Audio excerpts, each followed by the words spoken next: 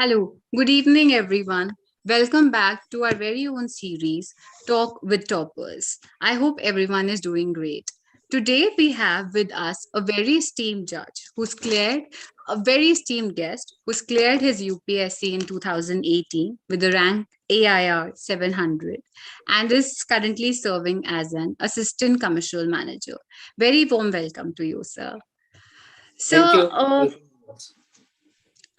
So, कैसे ये journey start हुई? What was the inspiration behind the journey? I started my preparation during college. When I was in third year, then I thought that I should prepare for civil services. And from third year of my engineering, I started preparing for it. But major preparation started after I completed my graduation in 2016, and then I started full-fledged preparation in Delhi. Okay. And sir, ये idea कैसे generate हुआ? मतलब क्या motivation रहा UPSC करने के लिए? कुछ incident हुआ या what was the scenario? No, it was a normal preparation. I wanted to join public services because in public service you can touch every aspect of people's life. You have lot to do. You can bring a change in people's life. Okay, sir. So another thing, जैसे हम start करते हैं हमारा journey, सबसे पहला important चीज जो आता है सिलेबस को डिकोड करना. मतलब Yes. पीपल जो सबसे ज्यादा एस्पिरेंट्स को प्रॉब्लम होती है कि हम स्टार्ट कैसे करें, अपना सिलेबस को कैसे डिकोड करें. So if you can give us some tips upon decoding the syllabus. In UPSC, two things are very important. First, you understand the syllabus because that will give you the boundary, what you have to study and what you have to not. And second, you can also see the previous year question papers. Okay. These two things are very important. Correct, so sir. first you have to understand the syllabus. Please read it again and again. Then you will know what you have to study and what you have to not. Because if you go on studying everything, then you can, and then it's a vast ocean. Syllabus gives you a definite path. Okay, sir. So that is one thing that the students should be well versed with the syllabus. Syllabus पता करे बिना मत start करें, and over the passage of time भी उस चीज को बार बार revise करते रहे ताकि वो कुछ भी गलती ना करे. So that's something which is very nice, sir. So I take that you are an engineer. You've done Yes. engineering. तो सबका एक नोशन रहता है कि इंजीनियर्स के लिए सीसैट बहुत इजी रहता है. तो क्या ये सच है? CSET is a good paper. It is now just qualifying in nature. You have to only score 33%. For engineers, it's easy, I think. So maths portion is easy. What about the English and the comprehension portion जो CSAT में रहता है, sir? English में थोड़ा confusing भी रहता है बहुत ज्यादा, खासकर कॉम्प्रिहेंशन ही आता है मेनली, तो वहां हमें फोकस करना पड़ता था. बट इंजीनियर्स के लिए थोड़ा इजी होता है सी सेट. बट अब तो क्वालिफाइंग है तो ज्यादा वरी हमें GS paper, general studies paper पे वो ज्यादा फोकस करना है क्योंकि that will set your merit. तो जैसे अभी आपने मेंशन करा है कि जनरल स्टडीज पेपर पे हमें ज्यादा फोकस रखना चाहिए क्योंकि वहां से हमारे मेरिट बनता है. तो सर क्या करेक्ट स्ट्रैटेजी रहना चाहिए बेसिकली उस पेपर को प्रिपेयर करने के लिए जो जो हमारा जीएस पेपर होता है? इन फर्स्ट अटेम्प्ट मैंने एनसीईआरटी नहीं पढ़ा था. 2016 CSE 2017 I didn't read NCERT seriously, and I just went to give paper only on solely depending on coaching, and that was a very big mistake from my side, and I scored only 74 or 75 in first attempt because I didn't read thoroughly NCERT.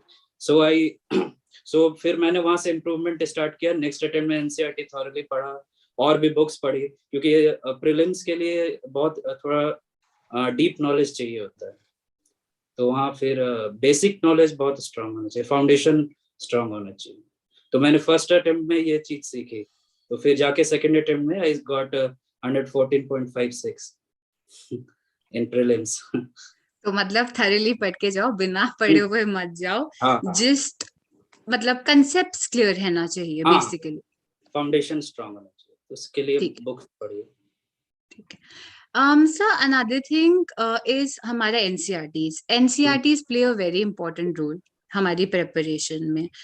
um, तो ये हमेशा ना dilemma रहता है बहुत सारे बच्चों को कि एनसीईआरटीज कौन से स्टैंडर्ड से कौन सा स्टैंडर्ड का पढ़ना है, 6 to 12 का पढ़ना है, 9 to 12 का पढ़ना है, पुराना पढ़ना है, नया पढ़ना है। तो ये कंफ्यूजन को कैसे करेक्ट तरीके से हम हैंडल कर सकते हैं? बेसिकली हमें तो कम से कम 9 to स्टैंडर्ड 12 की तो पढ़नी ही चाहिए, but if you have time read 6 to standard 12, because from मैंने तो सारा पढ़ा था 6 to 12 का जब सेकंड अटेम्प्ट का प्रिपरेशन कर रहा था, क्योंकि पहले अटेम्प्ट में प्रीलिम्स में फेल हुआ था, तो वहां पे मुझे लगा कि थोड़ा डीप पढ़ना चाहिए। ठीक है सर, सो दैट्स करेक्ट। तो मतलब एनसीईआरटी 9 to 12 तो पढ़ना ही चाहिए। हम्म इसके अलावा भी अगर हम 6 to 12 भी थोड़ा सा हम्म देख पाए तो वो भी हम्म, देख लेना चाहिए। We should be clear with the concept, is that what you say? हाँ ठीक है sir, so that's fine. Sir कई बार ऐसा होता है कि यूपीएससी बड़ा अनप्रिडिक्टेबल है, ऐसा हम्म माना जाता है। तो बहुत बार क्वेश्चंस ऐसे आ जाते हैं हमारे सामने जो हमें पता ही नहीं है कि हम उनको टैकल कैसे करें, है ना? तो उस टाइम पर हम ऐसे क्वेश्चंस का क्या स्ट्रैटेजी होना चाहिए? In mains prelims is objective based, so obviously we can keep it out because negative marking है। मेंस और इंटरव्यू के पर्सपेक्टिव से प्रीलिम्स में भी बहुत सारे क्वेश्चंस ऐसे आते हैं जो हम पहली बार देखते हैं, तो वहाँ मतलब इंटेलिजेंट गेस मारना पड़ता है, बट वो तभी होगा जब हम अच्छे से पढ़े रहेंगे, कंसेप्चुअल क्लैरिटी रहेगी तो इंटेलिजेंट गेस भी तभी मारा जा सकता है, हाँ एलिमिनेशन भी तभी किया जा सकता है हाँ जब कंसेप्चुअल क्लैरिटी हाँ, रहेगा। बहुत सारा टेस्ट पेपर प्रैक्टिस किया हो और बहुत सारी चीजें पढ़ी हो पहले, तो वो हो जाता है। ओके सर, सो अब यहाँ से एक चीज अराइज करती है हमारी प्रैक्टिस की। हम्म हमें कितना प्रैक्टिस करना चाहिए, किस लेवल का प्रैक्टिस करना चाहिए, या हमें बहुत सारी टेस्ट सीरीज करके जानी चाहिए, या अगर थोड़ी भी कर लेंगे तो it will work out? So what do you think sir कि हमारा प्रैक्टिस कितना रहना चाहिए? मेरे पर्सनल एक्सपीरियंस फर्स्ट अटेम्प्ट में मैंने 35 ही करा था टेस्ट पेपर, सेकंड में I solved 112 test papers. So which one helped you? 35, 112? Obviously I got selected in second. So मतलब ज्यादा करना पड़ेगा test series prepare, the more we person to get. Person depend करता है, बट मैंने ज्यादा किया क्योंकि मैं फेल किया था, तो मुझे प्रीलिम्स पे ज्यादा वर्क हार्ड करना था। ठीक है sir, so the thing is हमें ज्यादा प्रैक्टिस करना चाहिए, जितना भी हम प्रैक्टिस कर पाए will be better and best for us, क्योंकि उतना ही ज्यादा कंसेप्चुअल हम्म क्लैरिटी आएगा। Well said sir. Sir another thing is कि एक क्वेश्चन रहता है सबके माइंड में, इज दैट प्रेपरेशन का आइडल टाइम क्या होना चाहिए? कुछ लोग बोलते हैं कि the idle time should be 4 years, कुछ बोलता है 5, कुछ बोलते हैं probably 1। So what do you think कि आइडल टाइम क्या रहना चाहिए प्रेपरेशन का? मतलब कब से स्टार्ट करना है हमें? हाँ जी, हाँ जी। मैंने तो मतलब कॉलेज से स्टार्ट करा था, थर्ड ईयर से, थर्ड फोर्थ ईयर, मतलब 2 साल वो और 2 साल कोचिंग कॉलेज के बाद। तो किसी का फर्स्ट अटेम्प्ट में भी हो जाता है, किसी का फिफ्थ सिक्स में भी होता है। Selection is important, years matter नहीं करते। तो मतलब टाइम नहीं मैटर करता है, hmm, it's the take your main time. हाँ मेन एम जो हमें अचीव करना है। तो हम्म जब तक मेन एम नहीं अचीव करते हैं तब तक हमें अपने गोल से शिफ्ट नहीं करना हम्म चाहिए। Correct sir, thank you for the motivation जो आपने दिया है इधर। And sir another thing is कि प्रीलिम्स और मेंस का प्रेपरेशन जो है, वो प्रीलिम्स का स्पेशली जो मेंस का प्रेपरेशन है वो आफ्टर प्रीलिम्स के रिजल्ट के बाद आना चाहिए, या ऑल द वाइल प्रीलिम्स और मेंस का प्रेपरेशन जो है साथ में रहना चाहिए? प्रीलिम्स और मेंस का प्रिपरेशन मेरे हिसाब से साथ में ही करना चाहिए। साथ में ही करना चाहिए। Hmm, even in my first attempt मेरा मेंस बहुत ही अच्छा था। प्रीलिम्स फेल किया, उसके बाद मैंने मेंस की टेस्ट सीरीज ज्वाइन करी, फिर वहां पर मेरे मेंस में अच्छे परफॉर्मेंस आ रहे थे। तो मतलब वो तैयारी साथ में ही करनी चाहिए। मेंस मेरा शुरू से, मेंस में मेन चीज है आंसर राइटिंग। हाँ, वो बहुत ज्यादा प्रैक्टिस होना चाहिए उसका। द सर मोर यू आपने write then it's good. Sir आपने अभी एक बड़ा ही इम्पोर्टेंट चीज बोली है, आंसर राइटिंग। सर इसकी टिप्स क्या रहेगी? पहले तो आप नॉलेज गैदर कर लो, उसके बाद स्टार्ट राइटिंग। पहले आप बहुत ही खराब आंसर लिखोगे, फिर with passage of time your answer will improve. तो पहले तो प्रैक्टिस करना है कैसे लिखना है, फिर जब वो आ जाएगा तो विद इन टाइम और विद इन वर्ड लिमिट भी वो भी आ जाएगा। बहुत लोग सोचते हैं कि पहले में विद इन वर्ड लिमिट लिख ले, विद इन टाइम लिख ले, बट स्टार्टिंग में आपको टाइम लगेगा एक आंसर लिखने में, हाफ एन आवर लगेगा, 45 minutes, but with in passage of time वो 10 मिनट्स में भी हो जाएगा। हाँ, वो तो प्रैक्टिस मैटर करता है, दैट्स इम्पोर्टेंट। सर और एक आंसर को लिखने के लिए कितना आइडल टाइम होना चाहिए इन द एग्जाम पर्सपेक्टिव की बात करें, जो मेंस का प्रेशर रहता है, the amount of questions we have to deal with, तो पर आंसर का कितना आइडल टाइम होना चाहिए according to you? I think they are asking now 20 questions in 3 years. तो मतलब एटलीस्ट 5 to 6 minutes हम लेके चल सकते हैं on an average. If we want to increase it तो हम थोड़ा सा उसको बैलेंस कर सकते हैं। ठीक है sir, that's correct. Sir, another very important thing which we actually face a problem is the time management. Time manage नहीं हो पाता है। So पहला तो हमारे यहाँ टाइम मैनेजमेंट क्या इम्पोर्टेंट है हमारी प्रिपरेशन में, और दूसरा ये बात कि हम टाइम मैनेजमेंट अगर कर लेते हैं तो क्या वो हमारी प्रिपरेशन को इफेक्टिव बना देता है? टाइम मैनेजमेंट तो हर जगह इम्पोर्टेंट है, प्रीलिम्स में भी और मेंस में खासकर। मेंस में you have to write a lot, you have to write about 50 pages in 3 hours, so your speed has to be very fast. So there you need effective time management, otherwise question छूट जाएंगे आपको।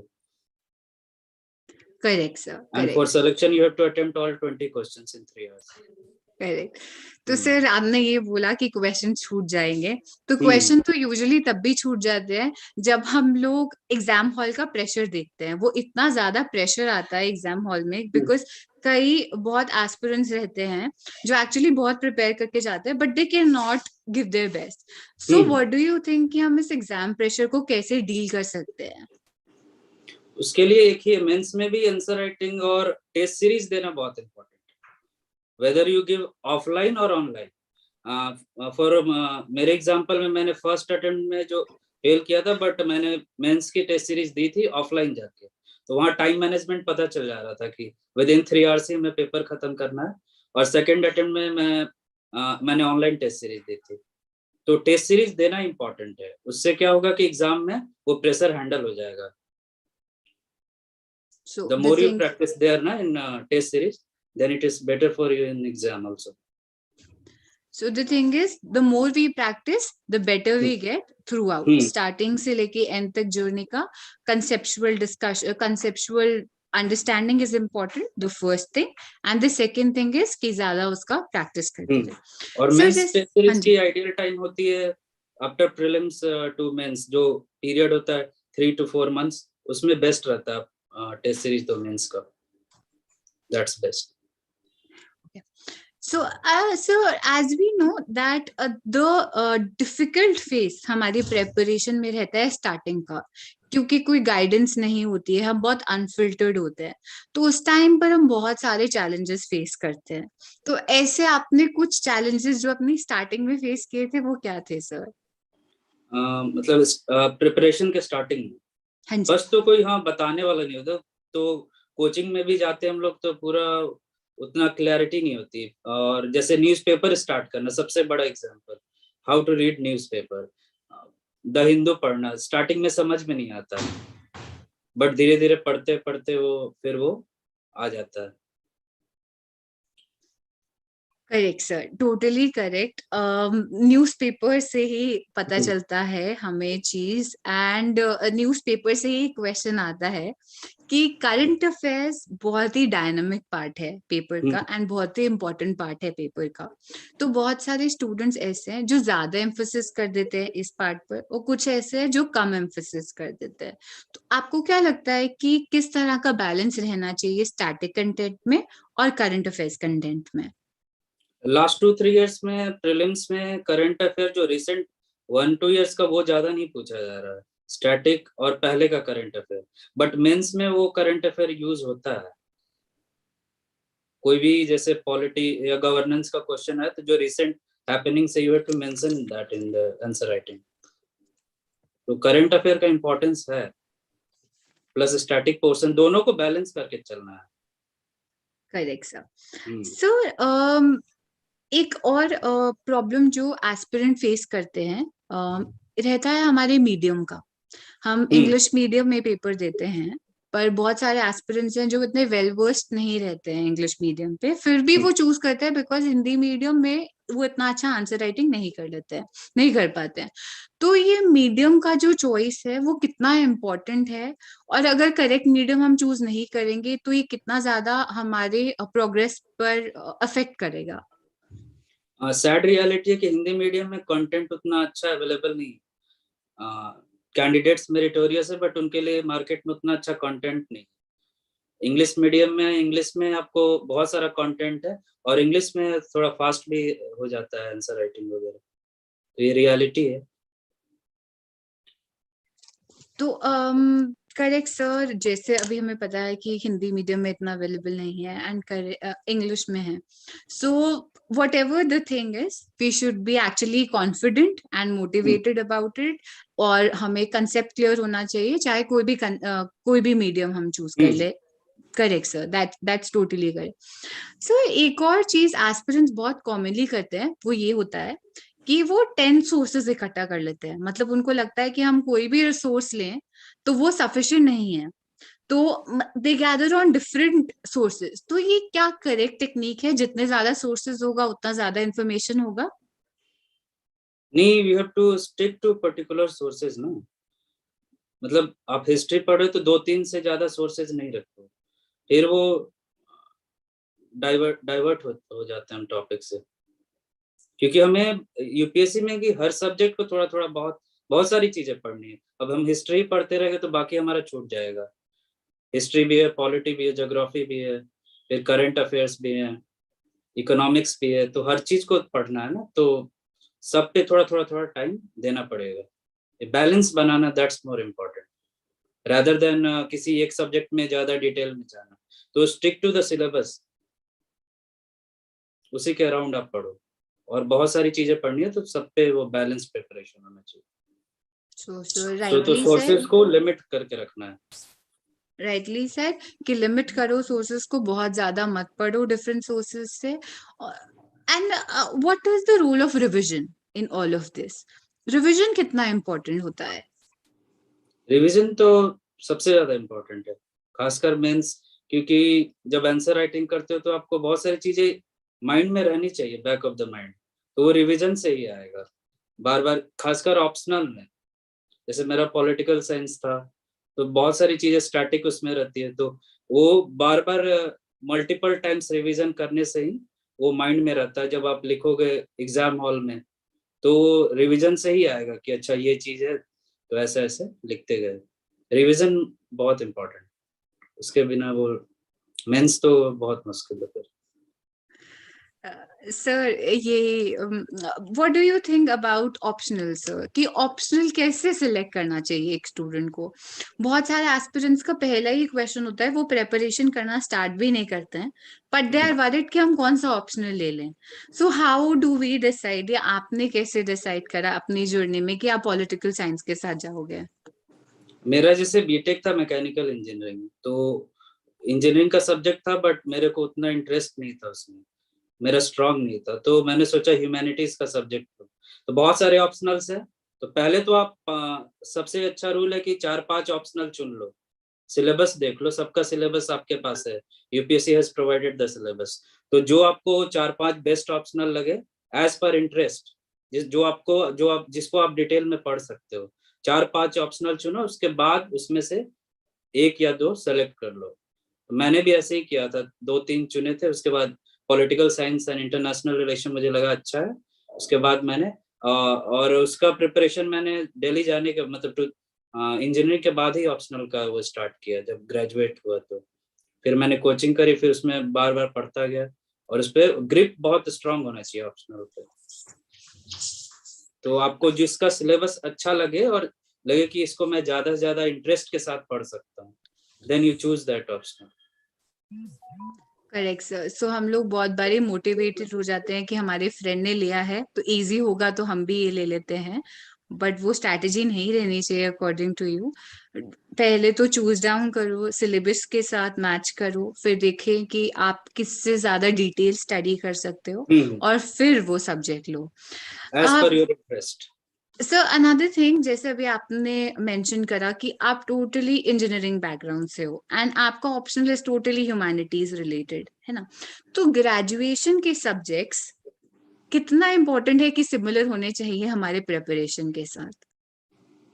GS में तो generally हम लोग पढ़ते हैं सारा सब्जेक्ट, बट ग्रेजुएशन का जैसे हमारा इंजीनियरिंग का वहाँ कोई यूज ही नहीं था, जीएस में भी नहीं था, बट वो इंटरव्यू में they ask question about your graduation.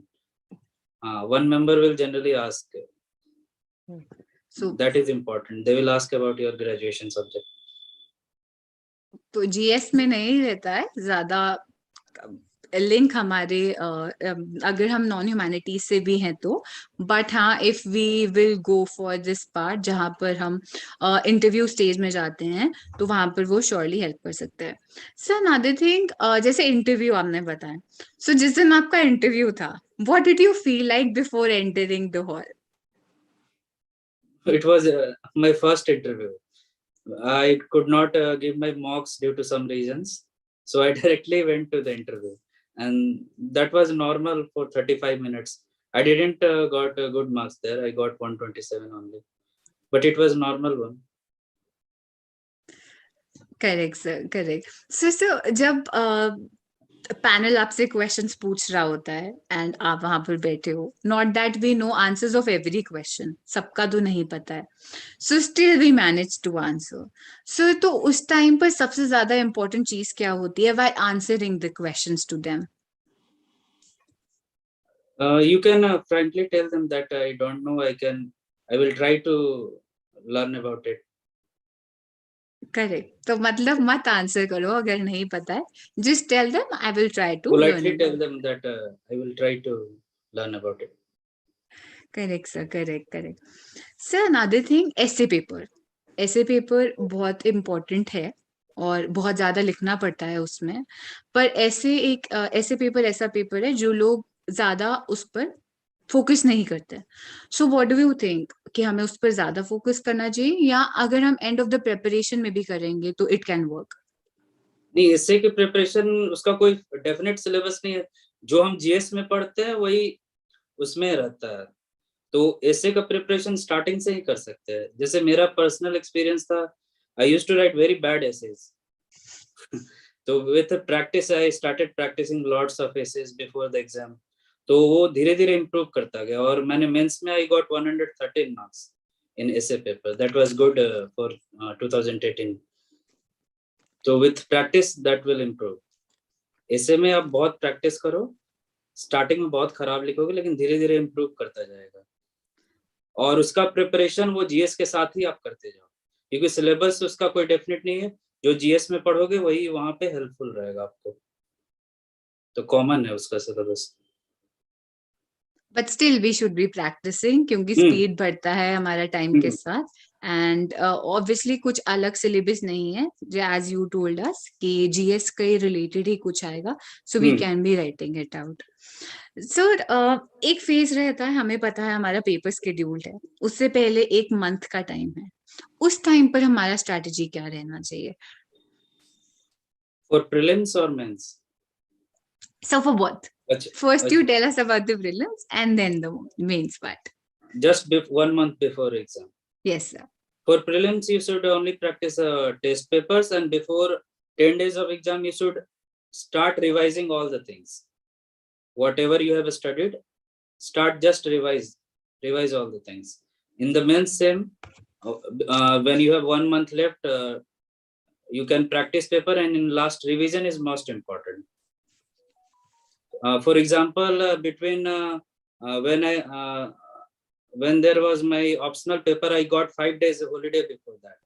I just revised all the optional, all the notes within that 5 days, and that was very helpful on that day when I went to give that optional paper.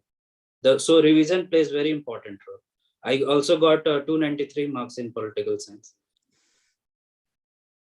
So And we revision know, played very big role in that. and we know that political science is very dynamic. People fear इसको लेने से पहले humanities वाले student भी डरते हैं कि how to take political science, इतना dynamic है. But you scored so well in the optional paper, coming from a non-humanities background. So ये concept and हमारे actually it's all about the conceptual clarity we have. And I think another thing जो आपने throughout the session point out करी है is revision. Revision भी बहुत important है.